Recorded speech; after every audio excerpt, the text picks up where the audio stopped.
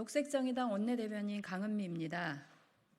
의료대란 문제 해결과 관련해서 한 말씀 드리겠습니다. 윤석열 정부는 지난 23년 10월 26일 지역 및 필수 의료 혁신 이행을 위한 추진 계획을 발표하고 2025년부터 의대 정원 증원을 추진하고 있습니다. 하지만 의대 정원을 반대하는 전공의를 비롯한 의료계의 집단 행동으로 의료 공백이 장기화되면서 윤석열 정부의 지역 및 필수 의료 혁신이 최대 위기를 맞이하고 있습니다. 의료 공백 사태의 1차적 책임이 의료계와 충분한 협의를 하지 않고 일방적으로 의대 정원 증원 숫자 발표하고 밀어붙이는 윤석열 정부에게 있지만 지역과 필수 의료 붕괴 상황을 충분히 알고 있는 의료계 또한 적정한 의대 정원 증원 규모에 대해 어떠한 방안도 제출하지 않고 있다는 점에서 책임이 없지 않습니다. 의대 정원 증원은 국민 대다수가 찬성하고 있으며 지역 공공의대 설립 등 지방의료 혁신을 강력하게 원하고 있다는 점에서 의료계의 집단 행동은 국민적 지지를 받기 어려운 상황입니다. 그럼에도 불구하고 의료 대란이 장기화되고 더욱 심화되고 있는 원인은 윤석열 정부가 의료개혁에 대한 국민들의 이 같은 요구를 총선에 정치적으로 이용했기 때문입니다. 결국 총선 참패 후 대학 총장들의 요구를 수용하는 모양을 취하며 대학별 의대 증원 규모를 50%에서 100% 사이 대학 자율에 맡긴 것이 의대 정원 문제를 정치적으로 이용했다는 증거라 할 수 있습니다.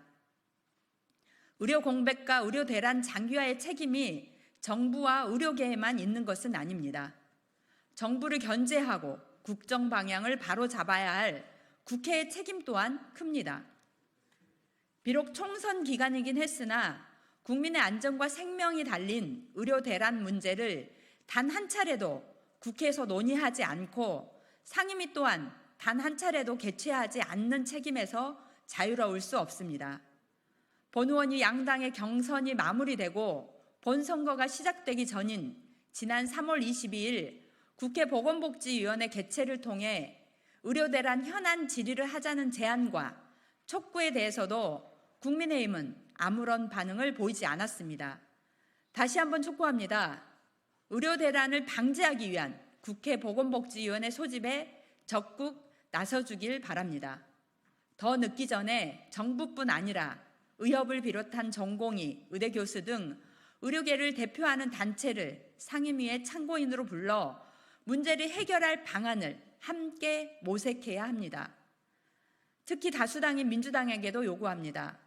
최상봉 특검도 중요한 이슈지만 의료 대란을 해결하는 것 또한 민생에 있어 결코 후순위가 될 수 없는 중대한 현안이라는 점에서 보건복지위원회 상임위 개최에 적극 나서기를 요청합니다.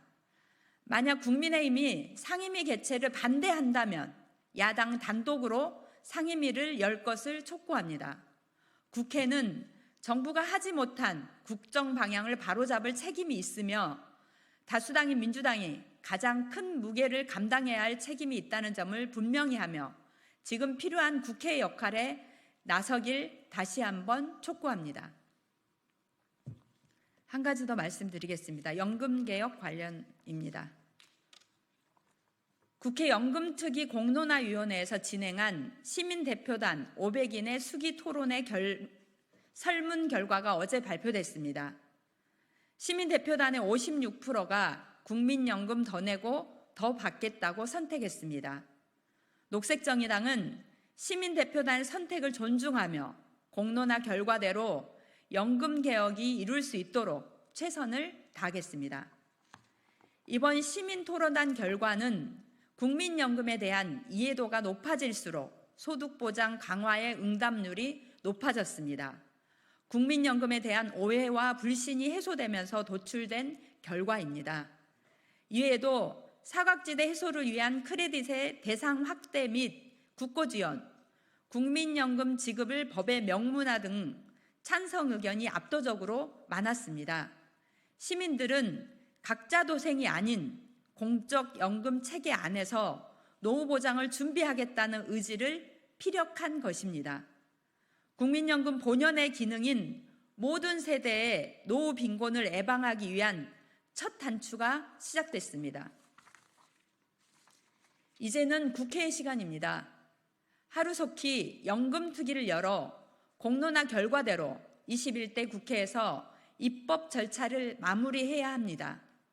녹색정의당은 공적연금 하나로 든든한 노후를 보장하겠다는 약속드린 대로 21대 국회에서 공론화위원회 결과대로 입법이 마무리될 수 있도록 최선을 다하겠습니다. 이상입니다.